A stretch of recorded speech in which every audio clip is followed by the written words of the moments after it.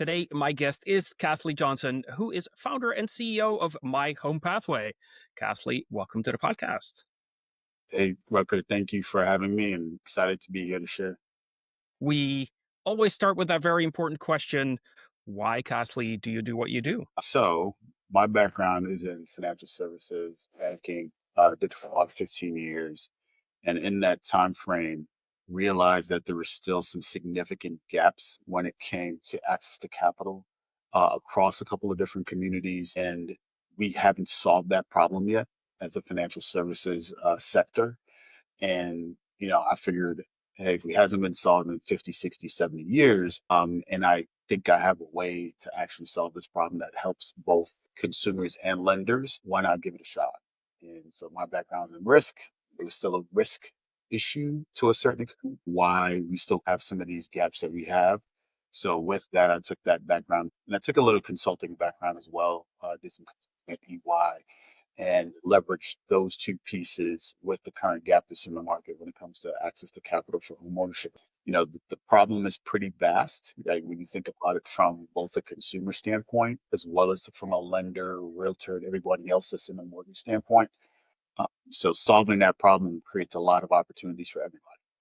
So you're passionate about giving everyone a shot at home ownership and getting access to lending, which not everyone has. And it sounds like during your career, you have found that to be the case, and that was driving you to make a change and actually Yeah. make sure that everyone has access.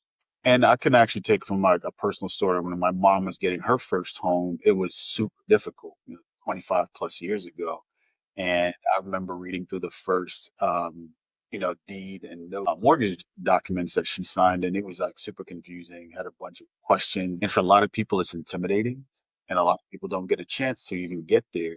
And so, how do you simplify that process based on even like my mom's experience when she first started getting into trying to buy her first home, and she wasn't a great risk from a bank perspective, but we worked with a couple of folks that taught us a little bit around the credit side and the down payment savings and DPA programs. And so she was able to get it, but it was like a super difficult process. That created an opportunity for me to think through that. And we're like, well, home ownership is really that one first ladder rung when it comes to building wealth. And too many people, that's just not possible.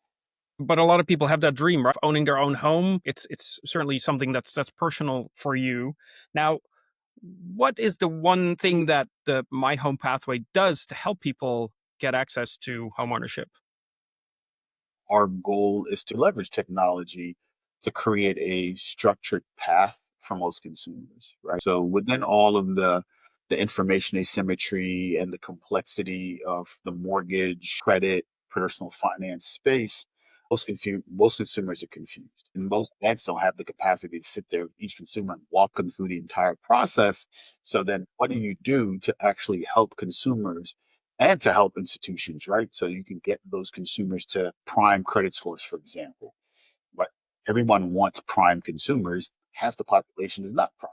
That's a big gap from a lender standpoint. There's a lot of people that are what it called within striking distance. They are 40, 50 points away from prime, but they don't know what to do. We're just simplifying that process and also helping people to build their risk profiles. So, from a risk intermediation standpoint, how do I take the complexity of all of the personal finance stuff, the mortgage, the underwriting, and simplify it down so that Rucker has a clear path to get to home ownership? So, we build a pathway for consumers. It's why it's called My Home Pathway that simplifies it for them. And almost like follow the yellow brick road for Yeah, a consumer standpoint. We yeah. will gap assess your data. So once you come onto our platform, you connect your data, we gap assess it, and from there we can build your roadmap. That roadmap gets you from high risk to qualified, and that's actually where you get access to capital from a consumer standpoint. Now you put it on the lens on a lender perspective, you have 1,000, 10,000, 100,000 consumers that you rejected, and you don't do anything with them. You don't provide an opportunity, send them to us and we can work with them to get them back to your standard. And that way you now create a sales pipeline for yourself as an institution where we can help rehab those customers back to your underwriting criteria. So you not only educate consumers about how they should get ready for home ownership, you actually help them with actionable steps, make sure that they get ready and have a pathway towards homeownership. Correct. It's not just the literacy portion. We work with someone, say they're a 620 credit score, and we say, hey, we want to get you Rucker to a 700. Here are the specific things, Rucker, you need to do to get to a 700. If you're paying rent, for example, do you have rent reporting embedded into your credit score? I see it and I already know you don't, but Yeah, we can recommend, hey, Rucker, you do rent reporting, and here's a partner that we already vetted, and you embed rent reporting into your credit score as a trade line, 40 to 50 points, right? Doing something, we're giving you credit for something you've already done. right. So you're a financial coach that actually tells me how to get into shape. Is that right? Yes. And we'll keep you in shape. So we're not the That's biggest loser version. We're going to right. keep you in You'll shape. keep you in shape so that you're at your best financial fitness that you can be. Now, how do your customers talk about the value they get from it? I mean, from a consumer side, it's opening up access. So most of those consumers that we work with wouldn't have been able to get, pre-approval or close their mortgages.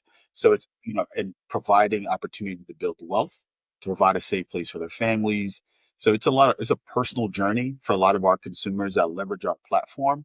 And even though we are a technology company, we still want to create a personalized journey for each consumer because all our gaps are a little bit different, right? And how we provide you recommendations to close those gaps is to actually get you to help accomplish your goal, right? Which is home ownership, wealth building, etc. So for consumers, it's been a really positive journey for them.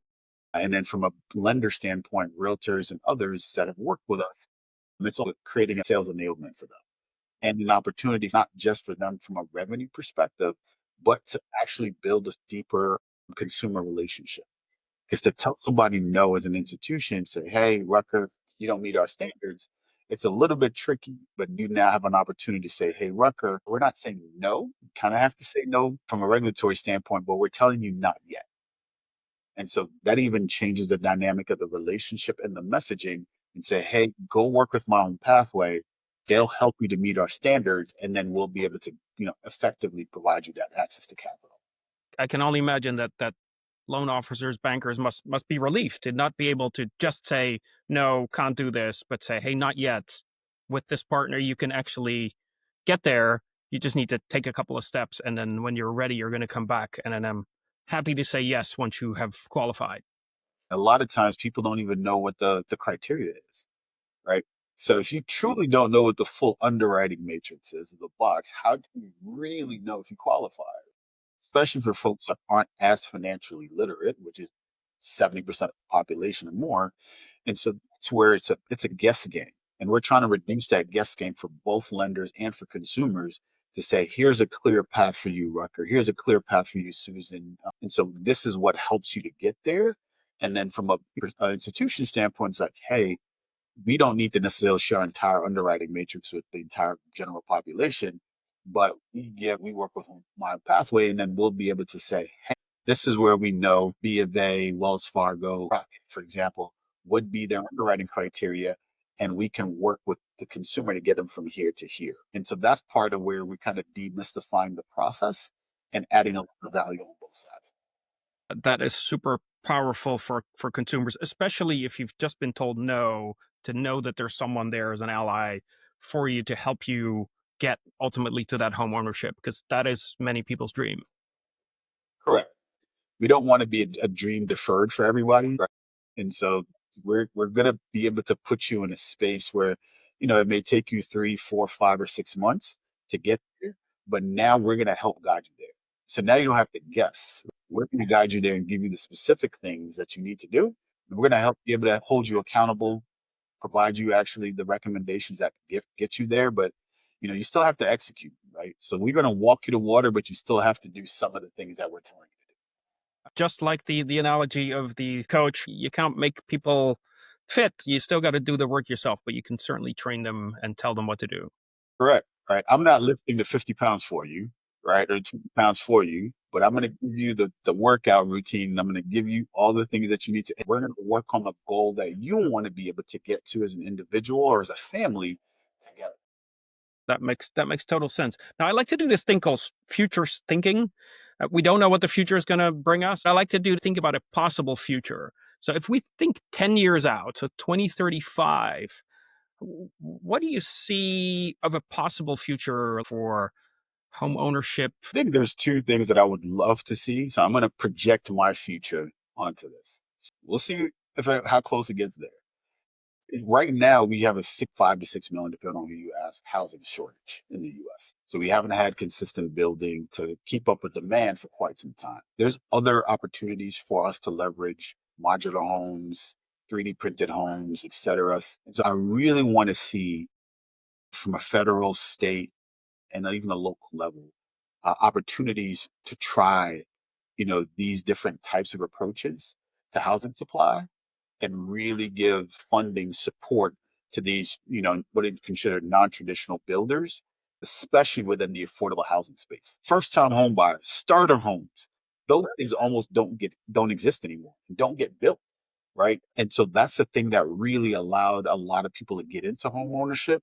And for most of these consumers, most first-time home buyers, that supply doesn't almost doesn't exist. So that will hopefully close that 6 million to maybe hopefully in the next 10 years, 1 million. The other one, I think we really need to embed blockchain in the entire mortgage space.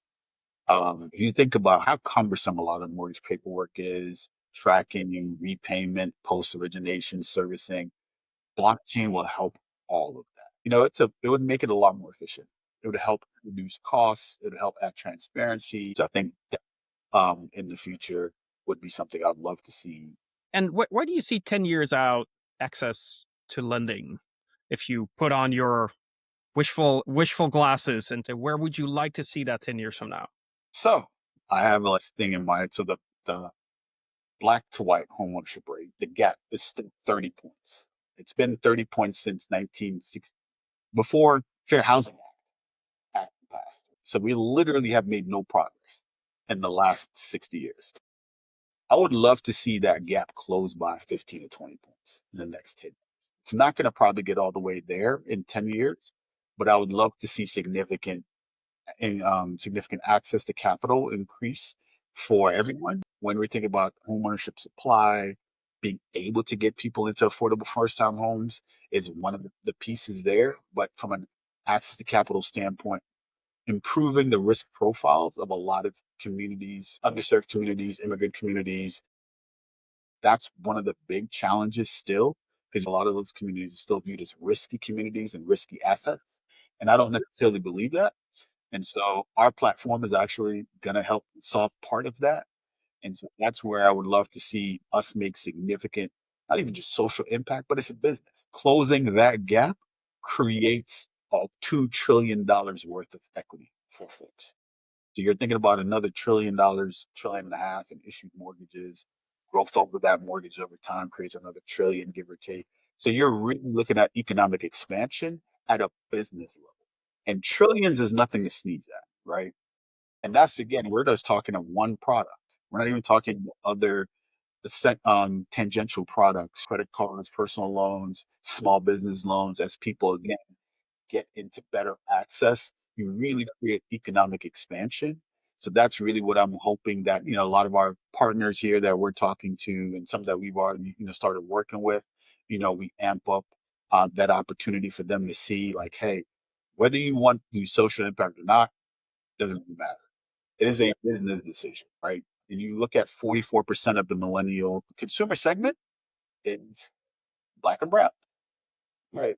So just from a numbers perspective, the largest consumer segment in the US, numbers wise, are the millennial groups, and they're relatively diverse.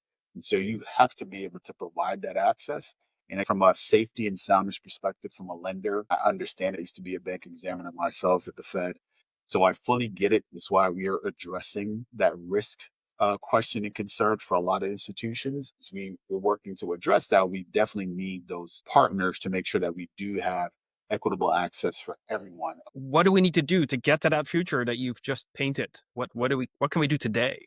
I think today, well, I'm gonna do a cheap plug. You could partner with My Own Pathway. We are part of that risk intermediation platform that helps move those consumers. And I think there's a lot more that the federal government, state governments, and local governments can do to provide access to funding around that development side, so supply can be addressed as we work on the risk profiles on the demand side from a consumer perspective. I think there's a ton of opportunities for other support within the financial services side. The regulators got to understand that, hey, these banks want to do something innovative and work with innovative organizations like us. So yes, you have to be, obviously protecting of people's information, but you still have to provide the opportunity for financial institutions to trust and pilot and work with innovative companies and then expand from there.